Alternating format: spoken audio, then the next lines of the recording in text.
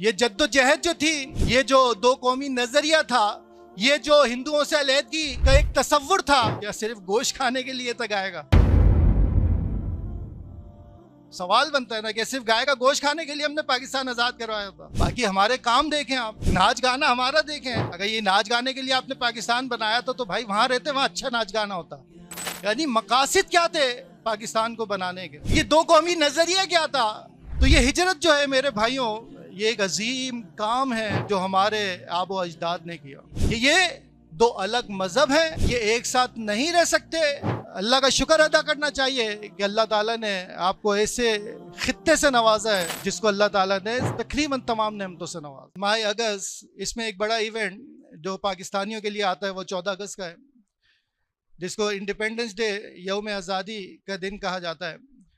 آزادی ایک بہت بڑی نعمت ہے، ممکن ہے اس کا ہمیں احساس نہ ہو کیونکہ ہم آزاد پیدا ہوئے، لیکن اگر ان لوگوں سے داستان سنی جائے جنہوں نے یہ سارے منظر دیکھے تھے کہ کس انداز سے، کس پریشانیوں کے ساتھ انہوں نے ہجرت کی، اپنے گھر بار، اپنی جائے پیدائش، اپنے علاقے کو چھوڑ کر کس طرح سے مشکلاتوں کا سامنا کرتے ہوئے یہ اس خداداد مملکت خداداد وطن عزیز تک پہنچے۔ تو یہ ایک بہت بڑی نعمت ہے آزادی، جس کی ہمیں قدر کرنی چاہیے۔ اس کے برعکس اگر آپ دیکھیں غلامی، تو غلامی بہت بڑی رسوائی ہے۔ یعنی آپ دیکھیں کہ ذرا سی کوئی ہمیں اونچی آواز میں بات کر دے یا کوئی ایسے الفاظ ہم سے کہہ دے جسے ہم پسند نہ کرتے ہوں، تو ہم کیا کہتے ہیں؟ عزت نفس مجروح ہو گئی، اس نے میری عزت نفس پر ہاتھ ڈالا ہے۔ تو ایک وہ شخص ہے جو غلام ہو، جس کے پاس آزادی نہ ہو، اس کی عزت نفس کو آپ تھوڑا سا محسوس کریں کہ اس کی عزت نفس کیا ہے۔ تو غلامی در حقیقت بہت بڑی رسوائی ہے انسانیت کے لیے۔ تھوڑا سا اگر آپ ماضی میں جائیں گے، تھوڑا نہیں بہت زیادہ جائیں، اور بنی اسرائیل کے حالات آپ دیکھیں کہ فرعون کس انداز سے ان پر حکمرانی کرتا تھا، اور وہ کس قدر غلامی کے دلدل میں پھنسے ہوئے تھے کہ نسل در نسل فرعون اور اس کی آل کے غلام تھے۔ اللہ تعالیٰ کا فرمان ہے، سورۃ البقرہ میں پڑھیں گے آپ، بنی اسرائیل کو نعمت یاد کروائی، وَإِذْ نَجَّيْنَاكُمْ مِنْ آلِ فِرْعَوْنَ، اور یاد کرو اس وقت کو جب ہم نے تمہیں نجات دی، من آل فرعون، فرعون کی آل سے، فرعون سے تمہیں ہم نے نجات دی۔ وہ کیا کرتا تھا؟ یسومونکم سوء العذاب، وہ تمہیں بہت پریشان کن عذاب میں مبتلا کرتا تھا۔ یذبحون ابناءکم، بہت برے طریقے سے تمہارے بیٹوں کو ذبح کر دیتا تھا۔ تمہارے جو نرینہ اولاد ہوتی تھی اسے یہ ذبح کر دیتا تھا۔ وَيَسْتَحْيُونَ نِسَاءَكُمْ، اور جو بچیاں ہوتی تھیں، تمہاری عورتیں ہوتی تھیں، انہیں یہ زندہ رہنے رکھتا تھا۔ آپ جانتے ہیں کہ یہ کام وہ کیوں کرتا تھا؟ کہ اس کو نجومی نے بتایا تھا کہ ایک لڑکا ایسا پیدا ہوگا جو تیرا تختے کو پلٹ دے گا، تیری حکمرانی کو ختم کر دے گا، بنی اسرائیل کو نجات مل جائے گی۔ اس ڈر سے وہ نرینہ جو بھی نر پیدا ہوتا، جو بھی مذکر پیدا ہوتا، ان کو ذبح کر دیتا، قتل کروا دیتا۔ اور عورتوں سے اس کو کوئی ڈر نہیں تھا، تو عورتوں کو بچا کے رکھتا تھا کہ باندیاں ہیں، لونڈیاں ہیں، ہمارے کام کاج میں استعمال ہوں گے۔ وَفِي ذَلِكُمْ بَلَاءٌ مِّن رَبِّكُمْ عَظِيمٌ، اللہ تعالیٰ نے فرمایا کہ اور بے شک اس کے اندر، وَفِي ذَلِكُمْ، اور اس جو بھی یہ تمہاری آزمائش تھی، بہت بڑی بلاء آزمائش تھی، مِّن رَبِّكُمْ، تمہارے رب کی طرف سے، عظیم، بہت عظیم۔ جس آزمائش کو اللہ عظیم کہے وہ یقیناً ایک عظیم بڑی ایک آزمائش تھی۔ تو یہ غلامی کی ایک مثال ہے کہ کس طرح سے بنی اسرائیل غلامی کے دلدل میں پھنسی ہوئی تھی۔ اور ایک اور چیز آپ کو پتہ ہونی چاہیے کہ جو غلام ہوتا ہے اس کی کوئی حیثیت نہیں ہوتی، اس کا اپنا کوئی مال نہیں ہوتا، اس کی کوئی وراثت نہیں ہوتی، بلکہ یہ خود وراثت ہوتا ہے، یہ بطور مال ہوتا ہے، مال۔ یعنی ایک شخص کے پاس اگر 5 غلام ہیں تو وہ شخص اگر فوت ہو جائے گا تو جیسے اس کا باقی جائیداد تقسیم کی جائے گی ویسے غلام بھی تقسیم کیے جائیں گے۔ یہ حیثیت ہے غلامی کی کہ غلام، اس کا جو کچھ ہے وہ اس کے مالک کا ہے، وہ اگر کچھ جمع کرے گا تو اس کا مالک اس کا حق رکھتا ہے، کیونکہ وہ خود مال ہے، اس کی کوئی اپنی حیثیت نہیں۔ آزادی حاصل کرنے کے لیے ہجرت کرنا، ایسی جگہ سے نکل جانا جہاں پہ اسلام پر عمل کرنا مشکل و دشوار ہو، ایسے شخص کو مہاجر کہا جاتا۔ جس نے ہجرت کی ہو، آج ہم یہ مہاجر لفظ یا ہجرت کا جو لفظ ہے یہ ہم استعمال کرتے ہیں کہ کوئی دوسرے کسی، جیسے امریکہ گیا ہے یا برطانیہ گیا ہے یا یورپ گیا ہے تو ہم کہتے ہیں کہ ہجرت کی ہے اس نے۔ یہ ہجرت نہیں ہے۔ شرعی ہجرت جو ہے، جس کے کرنے پر ثواب ہے، وہ ہجرت ہے جو اللہ اور اس کے رسول کے لیے کی جائے۔ یعنی آپ ایسے خطے میں پیدا ہوئے جہاں پر اسلام پر عمل کرنا آپ کے لیے مشکل ہے، تو آپ ہجرت کر دیں ایسی جگہ پہ جہاں پہ اہل اسلام موجود ہیں۔ اس کو کہتے ہیں دار الکفر سے دار السلام کی طرف ہجرت کر دینا۔ یہ ہجرت جو ہے یہ باعث ثواب ہے۔ اللہ تعالیٰ کا فرمان ہے وَمَن يُهَاجِرْ فِي سَبِيلِ اللَّهِ، اور جو شخص ہجرت کرے گا اللہ کے راستے میں، يَجِدْ فِي الْأَرْضِ مُرَاغَمًا كَثِيرًا، ایسا شخص بہت جگہ پائے گا۔ ایسا نہیں ہوگا کہ ہجرت کرنے کے بعد اس پہ تنگی آئے گی، اس کے لیے اللہ تعالیٰ ایسے راستے آسان کر دے گا، یہ اللہ کی زمین پہ بہت جگہ پائے گا، وسع اور وسعت پائے گا۔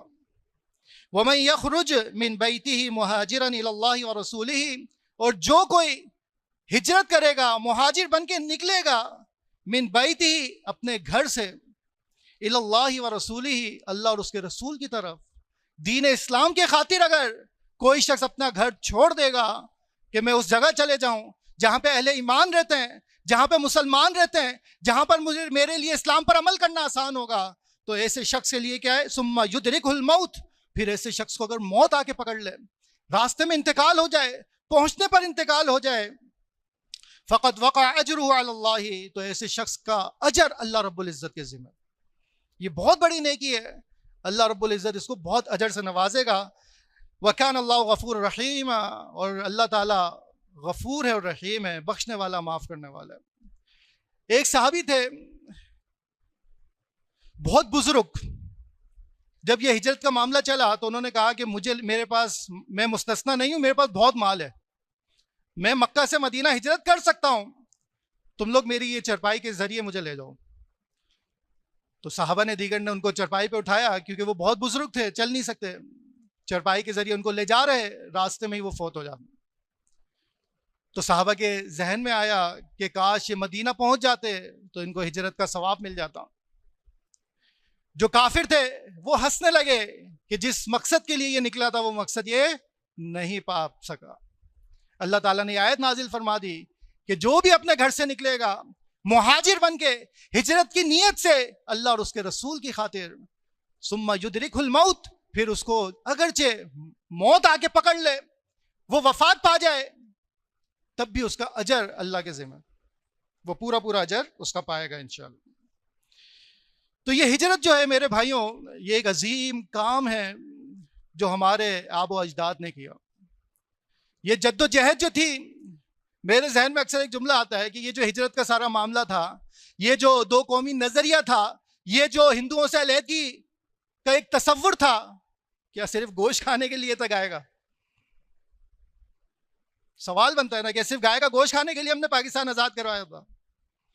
باقی ہمارے کام دیکھیں آپ، ناچ گانا ہمارا دیکھیں۔ اگر یہ ناچ گانے کے لیے آپ نے پاکستان بنایا تھا تو بھائی وہاں رہتے، وہاں اچھا ناچ گانا ہوتا۔ کیا خیال ہے؟ اختلاط، مخلوط تعلیمی نظام، نامحرموں کے ساتھ گپ شپ، اٹھنا بیٹھنا، گھومنا پھرنا، اگر یہی کلچر چاہیے تھا تو یہ وہاں آپ کو زیادہ آسانی سے ملتا۔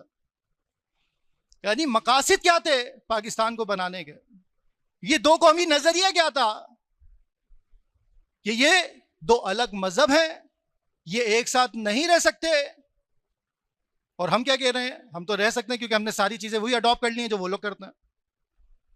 ہماری شادی بیاہ کے رسم و رواج، اپٹن، مائیو، مہندی، ناچ گانے، الغرض وہ سارے کام ہم کر رہے ہیں جو اگر ہم ہندوستان میں ہوتے تو تب بھی کر لیتے۔ مسئلہ کیا تھا؟ ان چیزوں کے لیے پہ پابندی کوئی تھی ان کی طرف سے؟ یعنی ہم مقاصد بھلا دیے ہم نے کہ ہم نے یہ پاکستان کس لیے آزاد کروایا۔ اللہ تعالیٰ کا مہاجرین مکہ کو مخاطب کر کے ان سے خطاب کرنا، وَاذْكُرُوا إِذْ أَنْتُمْ قَلِيلٌ مُسْتَضْعَفُونَ فِي الْأَرْضِ. جب مکہ سے مدینہ پہنچ گئے، ہجرت ہو گئی، اللہ تعالیٰ نے مسلمانوں سے خطاب کیا اور فرمایا وَاذْكُرُوا، اور یاد کرو، اس وقت کو یاد کرو، اذ انتم قلیل، جب تم تھوڑے تھے، اور صرف تھوڑے نہیں، مستضعفون، اور کمزور بھی تھے. فی الارض، زمین پر تم کمزور تھے، تھوڑے تھے. تخافون ان یتخطفکم الناس، اور تمہیں یہ خوف کھایا جاتا تھا، تم ڈرتے تھے کہ کہیں لوگ آ کے تمہیں اچک نہ لیں، کہیں لوگ آ کر تم پر زیادتی نہ کر دیں، تمہیں مار نہ دیں. فآواکم، اللہ تعالیٰ اپنی نعمت گنوا رہا ہے کہ ہم نے تمہیں پناہ دی، تمہیں پناہ دی ہم نے. وَأَيَّدَكُمْ، اور اللہ نے تمہیں قوت دی، بِنَصْرِهِ، اپنی مدد کے ساتھ، اپنی نصرت کے ساتھ تمہیں قوت دی ہجرت کرنے کے سبب. اگر یہ ہجرت نہ ہوتی، مکہ میں رہتے تو قلیل بھی رہتے، مستضعفون اور کمزور بھی رہتے. ہجرت کے سبب اللہ تعالیٰ نے نعمت گنوائی کہ تمہیں رہنے کے لیے ٹھکانہ دیا، اور تمہیں قوت دی اپنی مدد کے ساتھ. وَرَزَقَكُم مِّنَ الطَّيِّبَاتِ، اور تمہیں پاکیزہ رزق سے بھی اللہ رب العزت نے نوازا. لَعَلَّكُمْ تَشْكُرُونَ، تاکہ تم شکر کرو. یہ ساری چیزیں گنوا کے اللہ تعالیٰ نے کیا مطالبہ کیا؟ تاکہ تم شکر کرو کہ اللہ نے تمہیں جگہ دی ہے، تمہیں مسلم مملکت دی ہے، تمہیں پاکیزہ رزق دیا ہے. اگر آپ پاکستان کی بات کریں، پاکستان میں کس چیز کی کمی ہے؟ کئیوں کو اس چیز کا اندازہ بھی نہیں ہے. دنیا کے اندر کئی ایسے ممالک ہیں جن کے پاس 4 موسم نہیں ہیں. پاکستان کے پاس اللہ رب العزت نے آپ کو کوئلے سے نوازا ہے، کتنی بڑی سورس آف انرجی ہے. آپ کے پاس سمندر ہے، کئی ایسے ممالک ہیں جن کے پاس سمندر موجود نہیں ہے. آپ کے پاس نہری نظام موجود ہے، نہریں موجود ہیں. آپ مطالعہ تو کریں کہ دنیا میں کئی ایسے ممالک ہیں جو میٹھے پانی کے لیے کتنا زیادہ پریشان ہیں. آپ دبئی دیکھیں، دیگر دیکھیں کہ کیا نہری نظام ہے ان کے پاس. آپ کے پاس پہاڑی سلسلے موجود ہیں. آپ دنیا کی نعمتیں گنوائیں، وہ ساری چیزیں اللہ کا شکر ہے اللہ رب العزت نے آپ کو اس خطے کے اندر دی. اور آج ہم سوشل میڈیا پہ بیٹھ کے پاکستان کے خلاف بات کرنا. دیکھیں، ایک مثال ہے کہ آپ ایک مسجد میں نماز پڑھتے ہیں، آپ کو پتہ چلتا ہے یہ امام جو ہے یا یہاں پہ جو عالم دین ہے یا خطیب جو ہیں، یہ رات تو سٹا کھیل رہے ہوتے ہیں اور شراب کے کچھ پیک بھی لگا لیتے ہیں. تو آپ کے مسجد کو برا بھلا کہیں گے؟ کیا خیال ہے؟ میں نہیں جاؤں گا آئندہ اس مسجد میں، یہ مسجد اچھی نہیں ہے، نعوذ باللہ. کیا بولیں گے آپ؟ چلیں دوسری مثال سے سمجھیں. جب یہ ساری کنڈیشن آپ کے سامنے آئی کہ یہاں کی جو انتظامیہ ہے یا امام صاحب ہیں یا عالم دین ہے وہ اس طریقے سے ہیں، تو آپ مسجد سے چلے جائیں گے یا اس مسجد کے لیے کوئی نیک آدمی لے کر آئیں گے؟ آج ہم بولتے ہیں باہر نکلو، بس پاکستان میں کیا رکھا. جو کل ملا کے بات ہے نا وہ یہ ہے کہ آپ کے پاس انتظامیہ اچھی نہیں ہے. صاف سی بات. اس ملک کو چلانے والے اچھے نصیب نہیں ہوئے ہمیں. اللہ نے تو ہر چیز دی ہمیں. ان چیزوں سے کس قدر آپ فائدہ اٹھا سکتے ہیں یہ ہمارا ایلیٹ کلاس طبقہ اچھے سے جانتا ہے. تو یہ انتظامیہ یا اس ملک کو چلانے والے یا عام الفاظ میں جو حکمران اللہ تعالیٰ ان کو ہدایت دے، توفیق دے کہ یہ اپنی عوام کے لیے ان کو اس چیز کا احساس ہو کہ یہ جو خلافت ہوتی ہے، یہ جو حکمرانی ہوتی ہے، یہ کوئی مزے کا کام نہیں ہے. یہ بہت بڑا بوجھ ہے، یہ بہت بڑی ذمہ داری ہے، اور اللہ کے ہاں ہم سے یہ پوچھا جائے گا کہ تمہیں یہ وزارت ملی تھی، تم نے اس وزارت کا کیا حق ادا کیا. آپ صحابہ کرام کی سیرت اٹھائیں، بتائیں اس صحابی کا نام جو خود سے کہتا ہو کہ مجھے یہ عہدہ دیا جائے. صحابہ کرام کی تو یہ سیرت ہے کہ ان کو خلیفہ کہہ رہا ہے کہ تمہیں یہ ذمہ داری دی جائے گی، وہ بولتے کہ نہیں نہیں نہیں بھائی، میں اس کا اہل نہیں ہوں. بھاگتے تھے ذمہ داری سے کہ ہم اس کی اہلیت نہیں رکھتے. کہا کہ اب تو منع کر رہا ہے، یعنی تیری کوئی چاہت نہیں ہے اس عہدے کی، تو اب تو تجھے ہی یہ ذمہ داری کرنی پڑے گی. اللہ کے نبی کے پاس کچھ لوگ آئے کہ اللہ کے نبی ہمیں عہدہ دیجیے. آپ نے کہا جو مانگتا ہے اس کو عہدہ نہیں دیا جاتا. اور جو مانگ کے عہدہ لے گا اللہ کہ ایسی صورتحال بن گئی کہ مسلمان خسارے میں جا رہے ہیں اور ایک اہل شخص موجود ہے تو اس پر لازم ہے کہ وہ اپنے آپ کو پیش کرے. یوسف علیہ السلام نے کہا کہ مجھے قحط سالی آنے والی ہے, مجھے ذمہ دار بنائے, میں انشاءاللہ اس کو سارے معاملے کو آپ کے نکال دوں گا. وہ 7 سال کی جو بھی قحط سالی تھی وہ انہوں نے اپنی دانش مندی سے اس چیز کو نکال دی. تو الغرض یہ کوئی وزارت میں جانا, یہ بڑے بڑے عہدوں پر بیٹھنا, یہ کوئی انجوائمنٹ نہیں ہے. اہل ایمان ان چیزوں سے ڈرتے ہیں کہ یہ قیامت کے دن ہم سے سوال کیا جائے گا تو ہم کیا جواب دیں گے.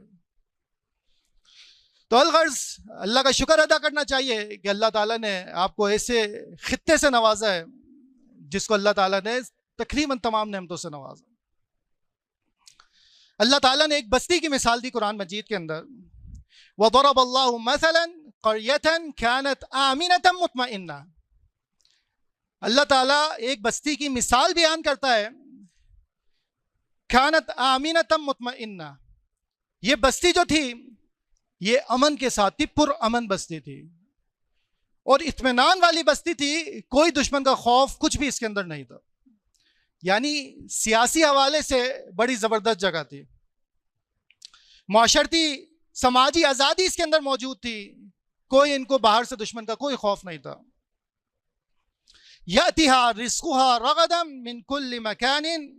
اور اس بستی کا جو رزق تھا, اس کے جو پھل فروٹ تھے, اس کی جو سبزیاں, الغرض تمام نعمتیں اللہ رب العزت نے اس کو نوازا ہوتا. یعنی معاشرتی کوئی پریشانی نہیں تھی, معاشی کوئی اس بستی کو پریشانی نہیں تھی. پھر کیا ہوا؟ فَكَفَرَتْ بِأَنْعُمِ اللَّهِ. پھر انہوں نے ناشکری شروع کر دی اللہ کی نعمتوں کی.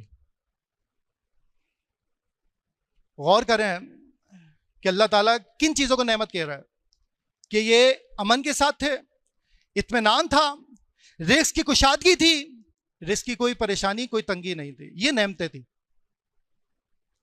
پھر کیا ہوا کہ ناشکری شروع کر دی اللہ کی نعمتوں کی, تو اللہ تعالیٰ نے پھر جواباً ان کو مزہ چکھایا. فَأَذَاقَهَا اللَّهُ لِبَاسَ الْجُوعِ. اللہ تعالیٰ نے ان کے اوپر بھوک کو مسلط کر دیا, دانے دانے کو ترس گئے. والخوف, اللہ تعالیٰ نے خوف میں مبتلا کر دیا, دشمن کا خوف ان کے اوپر آ گیا. اللہ تعالیٰ فرماتے ہیں یہ سارا کام کیوں ہوا؟ بما کانوا یصنعون. جو انہوں نے یہ بدعملی شروع کر دی, یہ جو ناشکری شروع کر دی, اس کے بدلے میں اللہ تعالیٰ نے ان کو بھوک اور خوف میں مبتلا کیا. یعنی ہر چیز سے آپ دیکھیں کہ اللہ نے اگر آپ کو کسی چیز سے نوازا ہے تو آپ کو اس کا شکر ادا کرنا چاہیے. اور شکر کیا ہے؟ اعملوا آل داود شکرا. اے آل داود, عمل کے ساتھ شکر ادا کرو, عمل کے ساتھ شکر ادا کرو. وہ عمل کیا ہے کہ جو کچھ اللہ رب العزت نے قرآن اور حدیث کے اندر آپ کی رہنمائی کے لیے نازل کیا ہے, آپ زندگی اس کے مطابق گزاریں, اس کے مطابق گزاریں, تو یہ آپ کا عملاً شکر ہے اللہ کے لیے. یوم آزادی 14 اگست کو جو انڈیپینڈنس ڈے بنایا جاتا ہے, ٹھیک ہے خوشی کا دن ہے, لیکن خوشی کے ساتھ یہ محاسبے کا دن بھی ہے کہ ہم اپنا محاسبہ کریں. حیث القوم, ہم دیکھیں کیا ہم نے وہ تمام چیزیں پوری کی جس کے لیے ہم نے اس وطن کو آزاد کروایا تھا. پاکستان کا مطلب کیا جو نعرہ ہم نے لگایا تھا کہ پاکستان کا مطلب کیا, لا الہ الا اللہ, کہ اس مملکت پر, اس خطے پر اگر کچھ چلے گا تو وہ نظام مصطفیٰ چلے گا.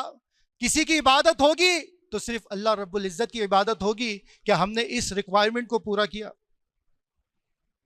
کیا ہم نے اس ہدف کو حاصل کیا جس کے لیے ہم نے یہ ایک خطہ حاصل کیا تھا؟ کیا شریعت یہاں پہ نافذ کی؟ کس حد تک کی؟ سودی نظام کو ہم نے یہاں سے ختم کیا یا مزید اس کے اندر اضافہ کیا؟ دیانت داری, بدعنوانی سے کس قدر ہم بچے؟ ظلم و زیادتی دیکھی جائے کہ جو مملکت لا الہ الا اللہ کے نام پر بنی ہو, کیا وہاں پہ ظلم و زیادتی کا کوئی تصور باقی ہوگا؟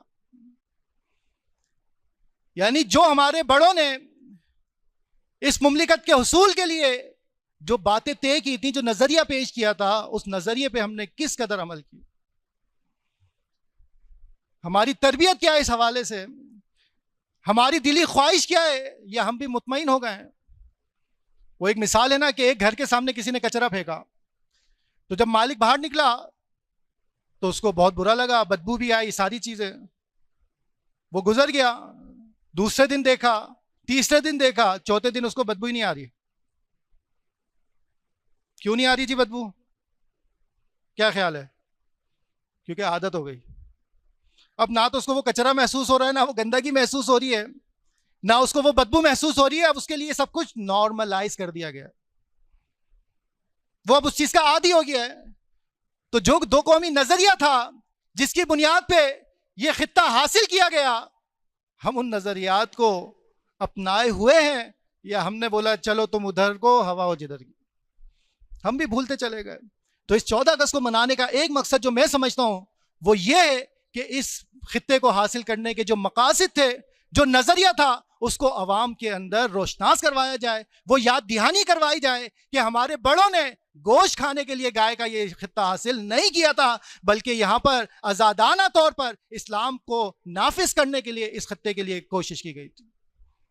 اللہ تعالیٰ سے دعا اللہ تعالیٰ ہمیں اس وطن عزیز کے ساتھ مخلص بنا دے، اس کے جو انتظام و انصرام ہیں اللہ تعالیٰ نیک قیادت کے ہاتھ میں دے دے، جو اپنی عوام کے لیے مخلص ہو، جو پورے عالم اسلام کے لیے مخلص ہو۔ اور یہ جو مملکت ہے، دو کو کہتے ہیں کہ دو مملکتیں جو ہیں وہ نظریے کی بنیاد پر بنائی گئی تھیں، ایک اسرائیل اور ایک پاکستان۔ وہ تو اپنے نظریات پہ خوب جمے ہوئے ہیں اور اس کے لیے اچھے سے کوشش بھی کر رہے ہیں۔